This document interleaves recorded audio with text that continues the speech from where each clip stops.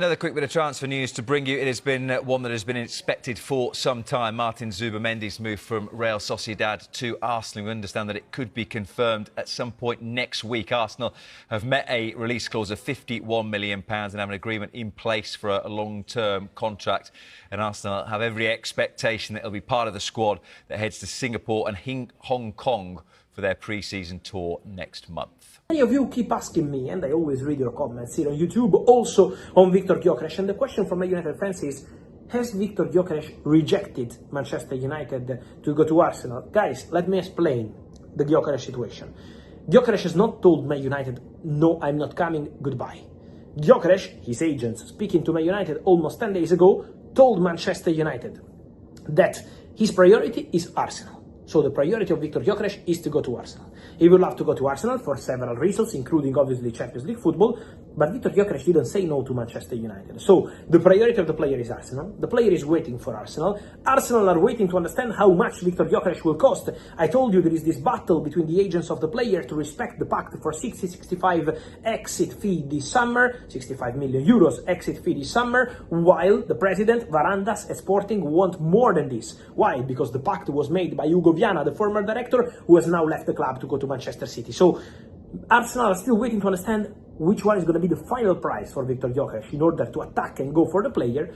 Then Manchester United are following closely the situation, but now they're focusing on Brian Mbeumo. They want Mbeumo as soon as possible, and then they will need a striker, but for Gyokeres at the moment, there is no rejection, just a priority to Arsenal. So let's see what happens with Arsenal, because Arsenal, we know that, are still between Sesko and Victor Gyokeres. So it's going to be a situation to follow for sure, because Arsenal are waiting for the price, and also the player is waiting to understand where his future is going to be. Victor Gyokeres has been clear. Victor Gyokeres doesn't want to play for Sporting anymore. He loves the club. He loves the fans. The relationship has always been fantastic, but he wants to go. He wants to try something different, and it's also fair to say, exclusive story from 2 days ago, that the replacement wanted by Sporting is Luis Javier Suarez from Almeria. The Colombian striker, 27 years old, is considered the perfect option to replace Gyokeres. So we'll be following also. So let's start off with Arsenal. Big news coming out yesterday about Mosquera and Eze. He is now added to the equation. Arsenal not messing about, and you can't mess about. You can't mess about. You finished second in the league for the third year in a row. Liverpool are spending, over £100 million on one player. They're ambitious. If you want to win this title, which I think Arsenal have to do this year, then you've got to show the same ambition. They've also got a new director of football, so it's not surprising that they're doing business. I like this Mosquera deal. So Arsenal in talks to sign Valencia defender Christian Mosquera, 20 years of age, plays for Sevilla, doesn't he? No, Valencia. I always get them two mixed up.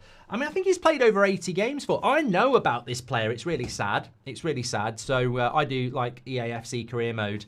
And on my last Man United one, I interact with the chat, and somebody said, take a look at him, brought him in. He's really good on the game. I don't know what he's going to be like in real life, but obviously what you can tell is he's good in the air. He can play centre-back and full-back, Timber-esque, but he's bigger. He's 6'2". I think Timber's 5'10". So I think it's a really intelligent signing again from Arsenal, and it's a variant as well. Some people say he's young, but then some people are saying Norgard's old. It's about building a squad out. It's about building a squad to win a Premier League or a Champions League.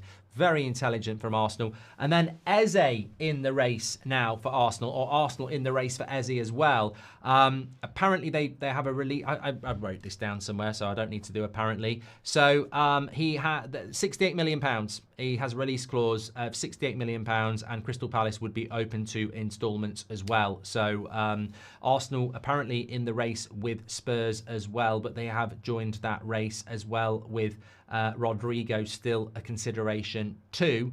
Rodrygo, I think, really does depend on what happens with well, this is what Ben Jacobs had to say. Arsenal have added Eze to their list of left-wing targets. Eze also being considered by Spurs. 68 million release clause. They would be open to instalments. Rodrygo also of interest, but really depends on his future talks with Xabi Alonso as well. So which would you prefer out of those? Arsenal fans, my observation would be, don't need to be an Arsenal fan. Get your comments in if you're not. Rodrygo's better than Eze. And I think he would be a fantastic player for the Premier League and for Arsenal. but Eze is Premier League proven. And I mean, look, if you had... It's scary to think how good Arsenal could be next year. I'm not taking anything away from Liverpool or Man City, but if you've got Raya in goal, you've got your fullbacks, you've got Gabriel back with Saliba, you've got Rice, you've got Zubimendi, you've got Odegaard, and then you've got Eze, Saka, and let's say Sesko or Gyokeres. I don't see a weakness in that Arsenal team. And to be fair, in the last couple of years, I'd probably look at their midfield and go, all right, you've got Rice and Odegaard, but the third midfielder you could improve on, which they are.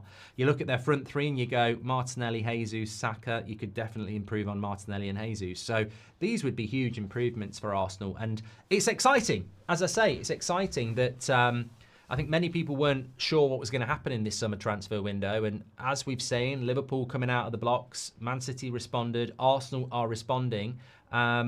I actually saw a clip of an Arsenal fan having a rant yesterday, and I thought, what are you ranting about? You've got a reserve goalkeeper, you've got another 2 midfielders coming in, you're clearly in talks for your left winger, you're bringing another centre-back in, you're moaning about your striker, which you're definitely going to do. You've lined up Gyokeres and Sesko, you're going to buy one of them, it's June the 27th, you're not back in pre-season for 2 weeks. And there was an Arsenal fan having a rant.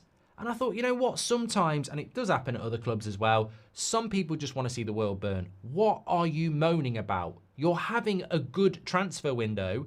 You just want them in 2 weeks ago. You start pre-season in 2 weeks.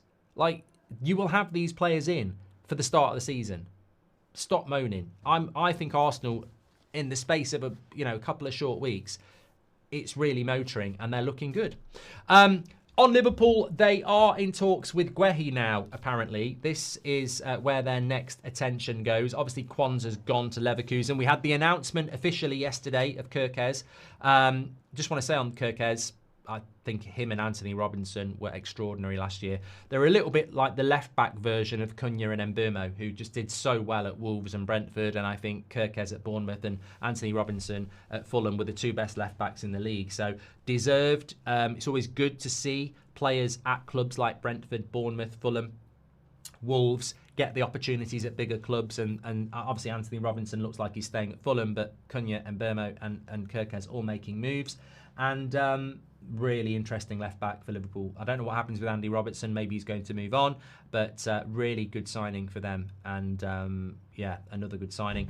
They're apparently going to move on to Guehi now. And obviously we still don't know what's going to happen with the forward situation. And nothing really to add about Isak or that. Talking about Atletico Madrid though, that's where Andy Robertson could be heading. But also there is talk that the Telegraph are saying that Atletico Madrid are looking at Romero of Spurs. You know what?